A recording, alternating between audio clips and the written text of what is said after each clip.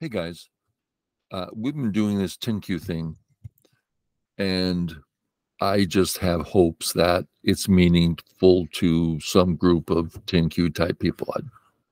So I'm just doing it because it's like, man, I'm hoping it's helping someone.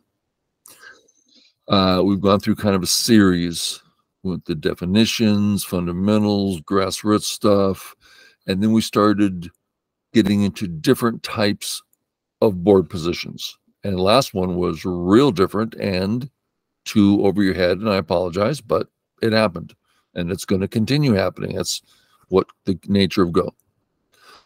Okay, so we're going to do it again, and I'm still going to make things different so that we put all this information into different contexts. Okay, I'm playing Crazy Stone against, I upped it to 8Q. I don't know why. Okay, we're white, and we're going to play a little different. What's going to be different? Let's go this way. Oh, I have to put it down for Crazy Stone. And Crazy Stone then went here. And I'm looking for something a little different so we see different situations. So I'm going to kick it off to here. Kind of a funny move, certainly reasonable. I mean, you're playing in the corner, just a little more on the left. We'll just see what happens.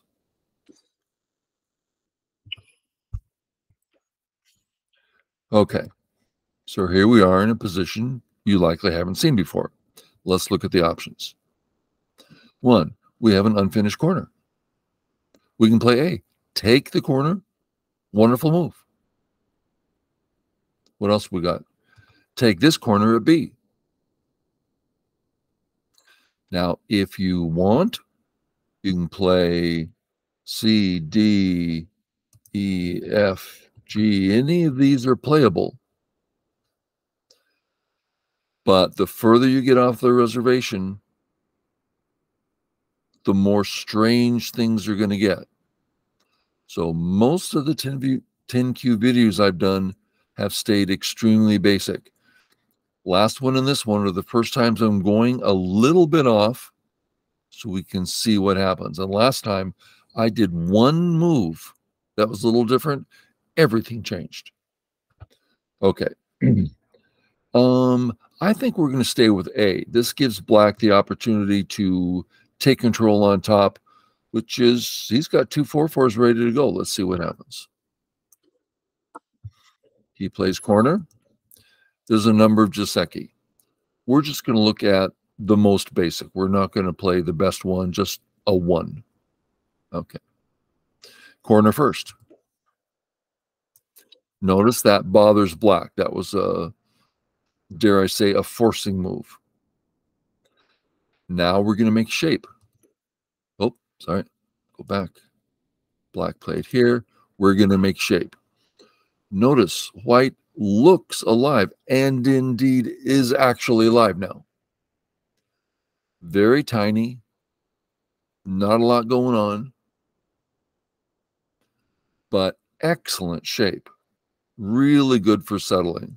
Okay, we're going to do it over here. Black Honeys. Q players do this a lot. It's a kind of a big mistake. More than half a stone, I would say. Because it's going to end in Gote. We're going to turn, threatening to capture the stone. And he saves the stone. So let's just look, and this is a habit to get into, just all the time. Go look at little 2 and 3 move readouts anywhere you want. Get in the habit of, you know, what would that look like? What would, you know, if I pinch, oh, I have a wall there. I'm extending from my wall. That's nice. And it bothers white, Black. So look around. Get used to using your imagination. Little 1 and 2 move readouts where you see the result and make a discernment. And you never read to completion because it's just a local position, not the end of a fight or the end of a life and death. Okay, so Black has ended up with kind of a, what is A? Well, I don't see an I yet. He's got an open skirt. He's on the fourth line with the underneath stuff. Let's take a look at that. I'm not saying this is the move. I'm looking at the character of the groups. I would say, yeah, that was an open skirt, because our next move, he has nothing. Not one point, not one eye. This is a serious open skirt. So serious, I kind of want to play it right now. It's a serious move. But we continue. So the A group is looking bad. He played a very bad move. We look at our group, the B group. Well, I'm sure it's going to live, but it's really not very healthy. Let's say, oh, I can live. And now it's his turn. He presses you to live. You know, I can live. He presses you again, presses you again. Finally, I told you I could live. Yeah, but he got 6 moves on the outside for free. So you want a healthy group, not an alive group. And that's going to take us to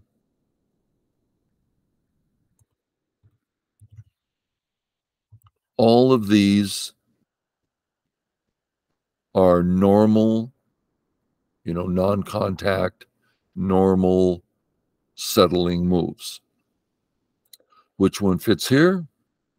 We're kind of thinking there's nothing to do. So probably C. But if we do play A, see how it looks like a surrounding move? It's like we can start coming around. And we did say that Black's group is really awkward. So settling your group in a manner that has a future there makes sense. Black comes out. He didn't close the skirt.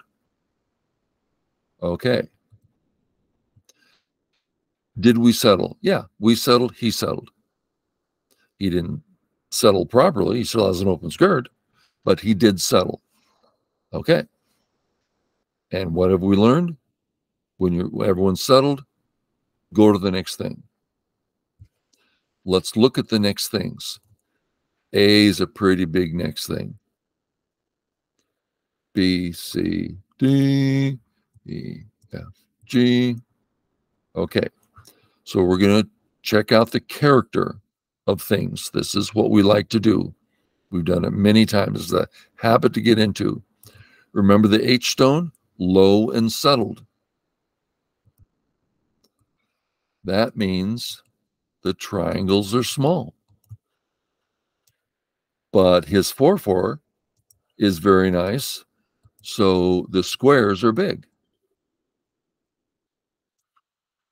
Okay, so the bottom's half big, half small. The left, totally big, big and big. The top, oh, this is important. Let's take a look. Let me get rid of the marks. Takes a minute. Sorry. Oh, come on, do it. Do it. Stop. Stop it. Okay. Character. This is what, just look at go this way. The A stone has a character. Rather not playing the bottom. Especially when on the left is the B stone wants to extend up the top. The C stone wants to extend down. The left is big plus big. Okay, so A, we're not going to play on the bottom. It's clearly smaller. Okay. Left, we know is big. Let's look at the top. White has basically a wall here. It's a wall. It's a crooked wall, but pretty strong, basically alive, very strong group. Walls like to extend. This is kind of natural. Okay, I'm not sure how to say this, so I'm going to put it here. Okay. Just a second. I'm being a little slow here. Bear with me. Okay. We've said that the A stone likes to extend towards the side in area 1. 4/4s like the sides. They're bad in the corner. So the A stone has a desire.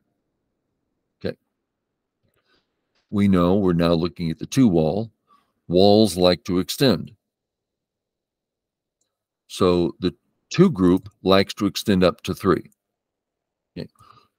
Which entity has a greater desire?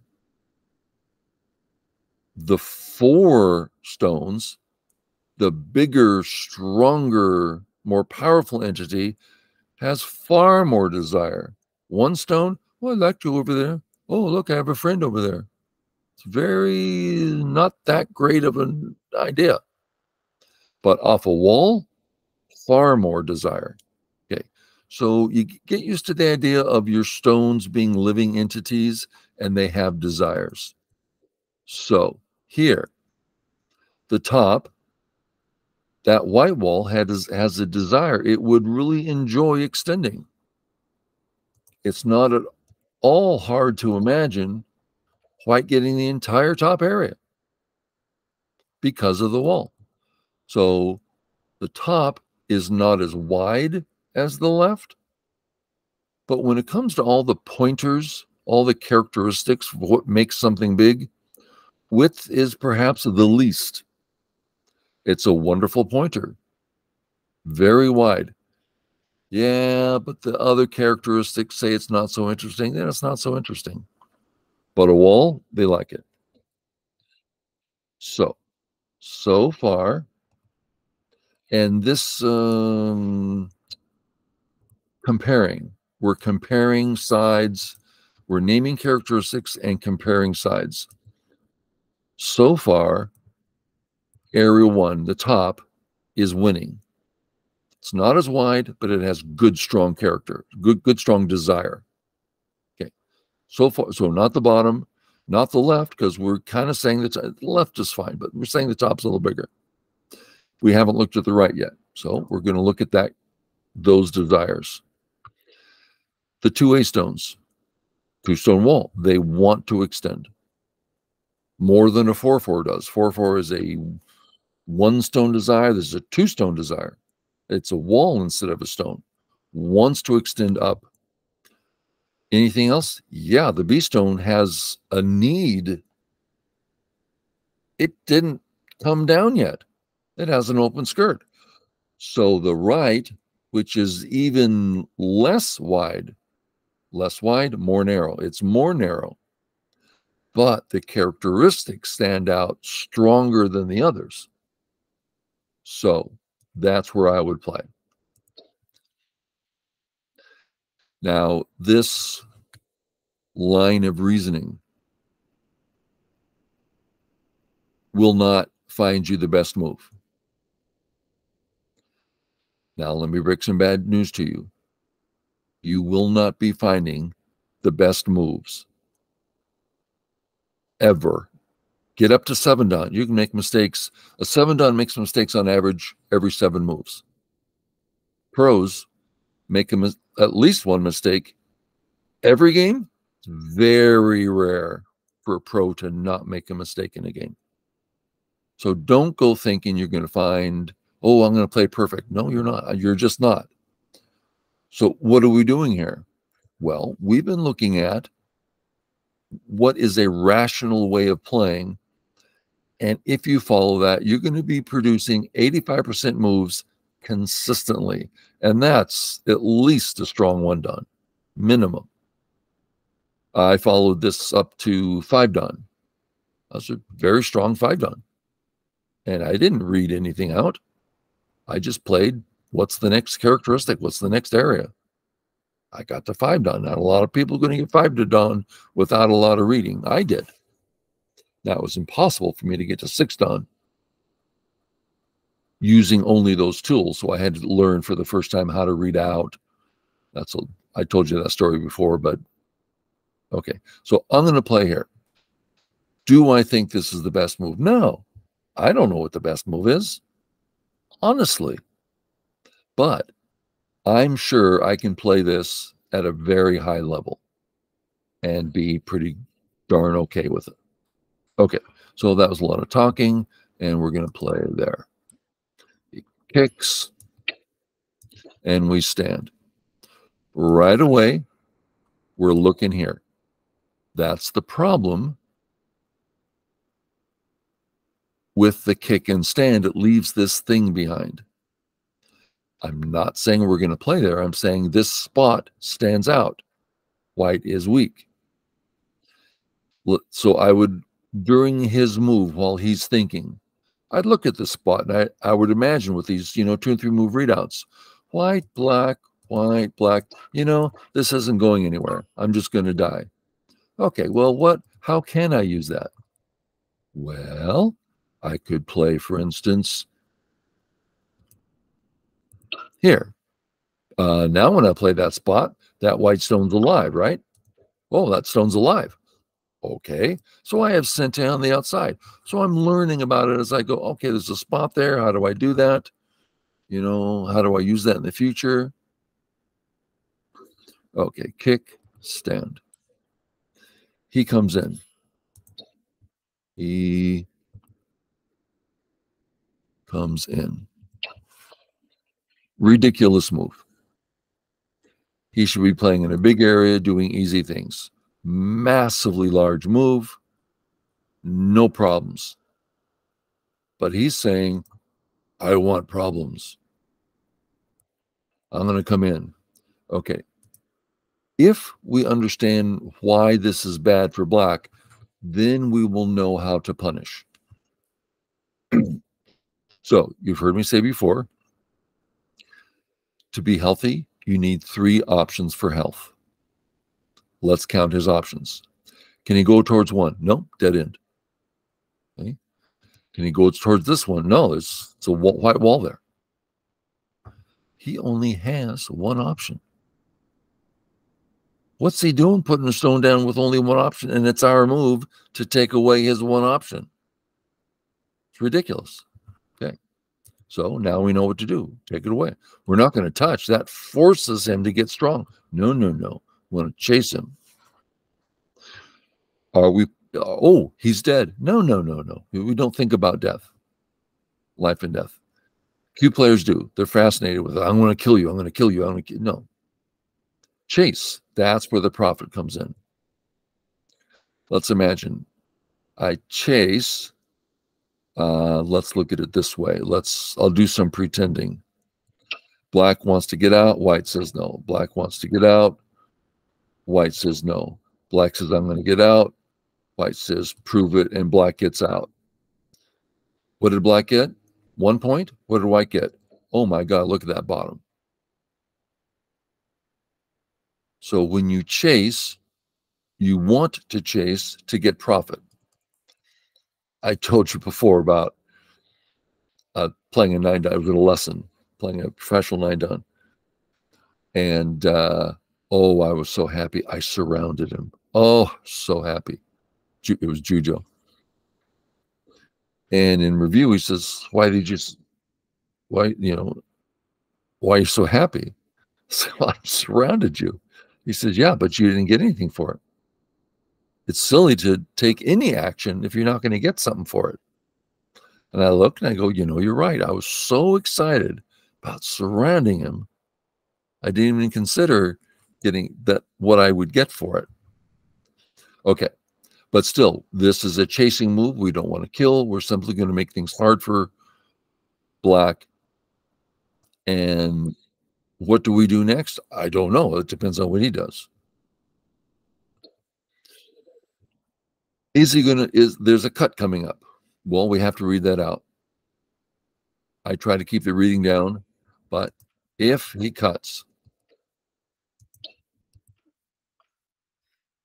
he's dead, right?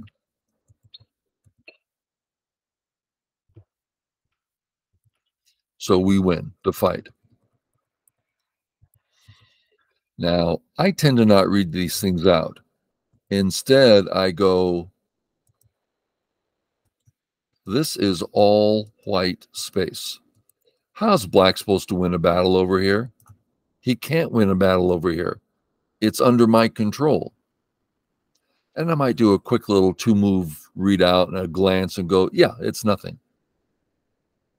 I just would not read it out to completion. Well, what if it was kind of half white, half black? Well, that means I need to read more deeply, which I don't like to do. I'm a very lazy person. Okay, so we're not concerned about the cut. Okay, so we're not defending. So we are now considering what's next. Black is still weak, so we're going to attack. Where's black want to go? Out. That means out towards A. So we're going to stop him in the most obvious place you can.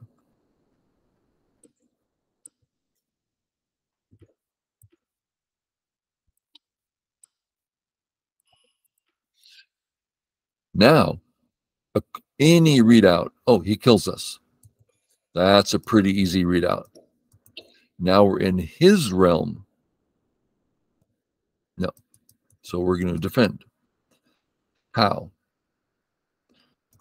This might give him another move, right? Is that Sente? Gosh, I don't like this because now I have to do some actual reading.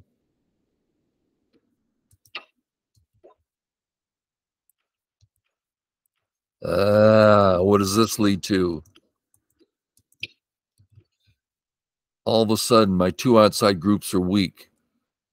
See, that's a lot of reading. That's something you want to get used to.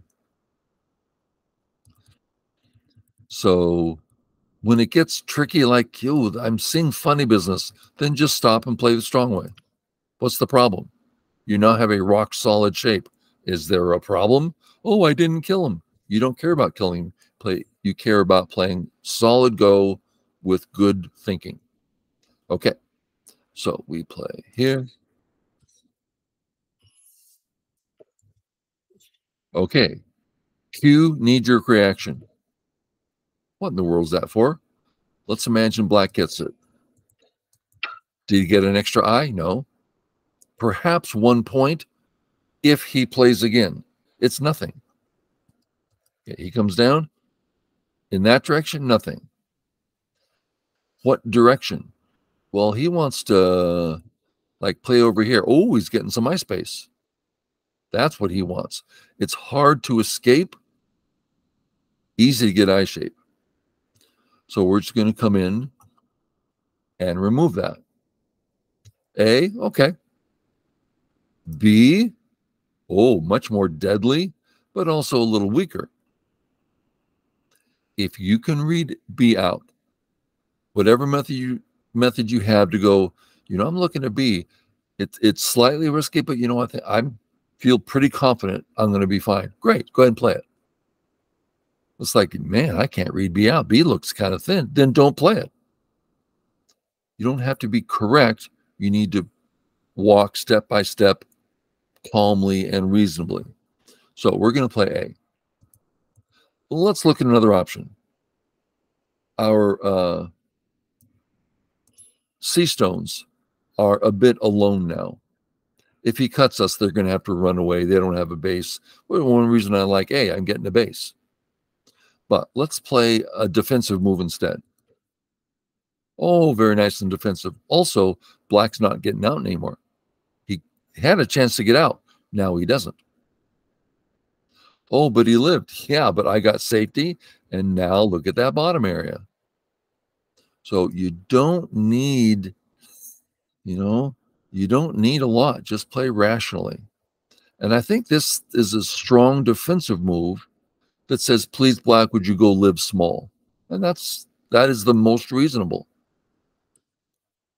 And this can be played here, but it doesn't have the same height. It can be played here, but notice, what did we just do? The A stone jumped out. The B stone, that's the weak group. It ran with the knight's move. That means it can get cut. We don't want to increase the A stone. We want to defend the B group. So don't run with the knight's move. That's why I'm over at D. So I just want to repeat that. I played according to the weak A stones. I didn't play according to the B stone because it's not weak. It doesn't need anything. So it makes a slight difference in your moves. Okay, he plays here. he can now connect under. We might say, I don't care. I'm going to take a big bottom area. And that's an okay choice. But remember this spot? This really, if we can play this move, this really removes all his eye space, creates another weak black group. So can I split black and present that as a problem? Let's look at the ways to split black.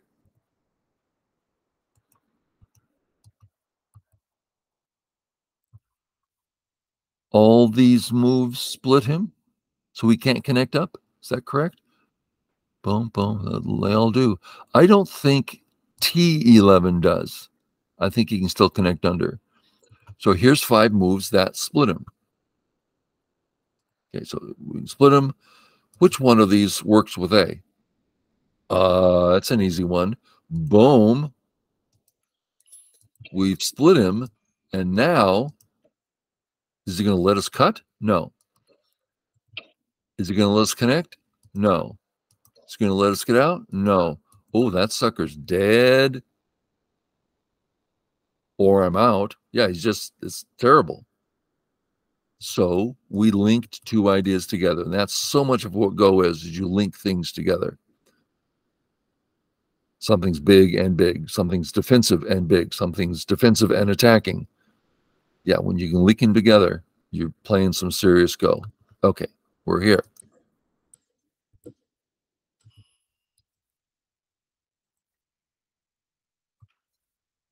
Connect. We're weak. Connect.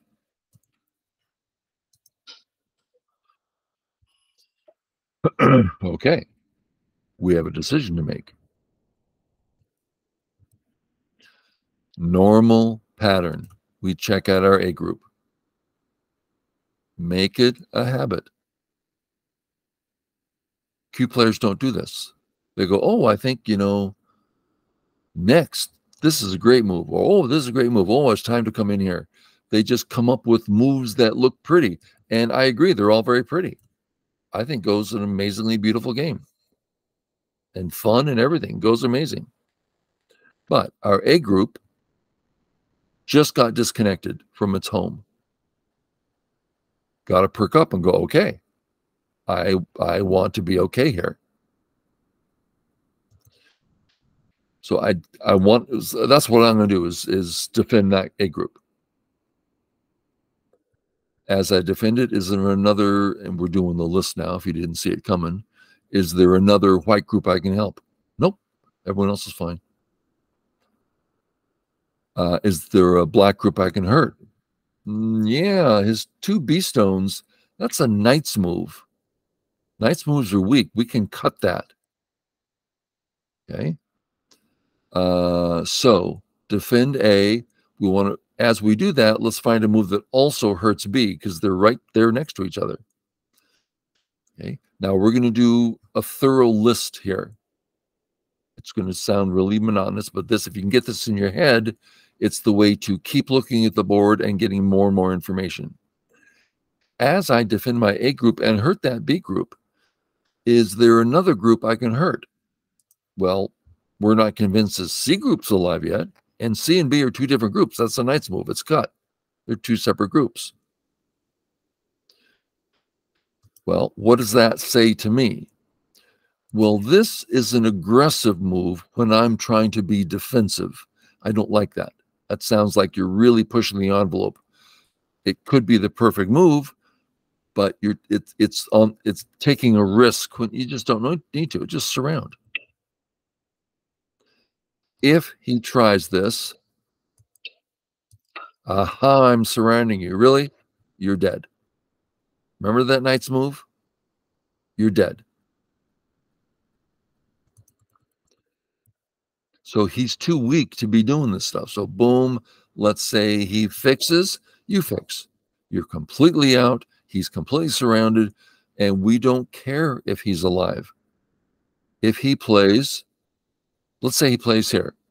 Close your eyes, turn away, or don't close your eyes. Just turn away. Don't look at it. Just say, I don't care. I'm going to play a big move.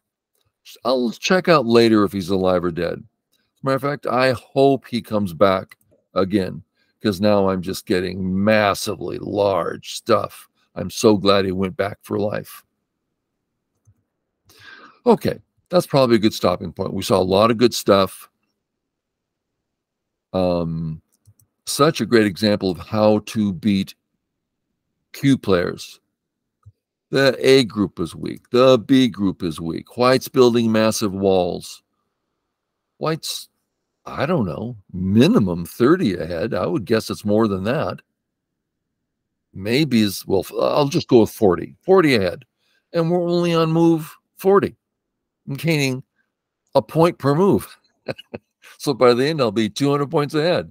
So it's, yeah, solid, reasonable, and it becomes extremely easy against 10Q, 9Q, 8Q. Once you get to 2 and 3Q, okay, I better make sure my group was okay. Double check it, because if I'm wrong, 2Q knows how to punish you. But still, as long as you play accurately and don't forget your group, then you'll still win. Because he's not quite doing that, I can guarantee you. Okay, enough said. Thanks so much. Hope it was fun. Catch you later. Bye.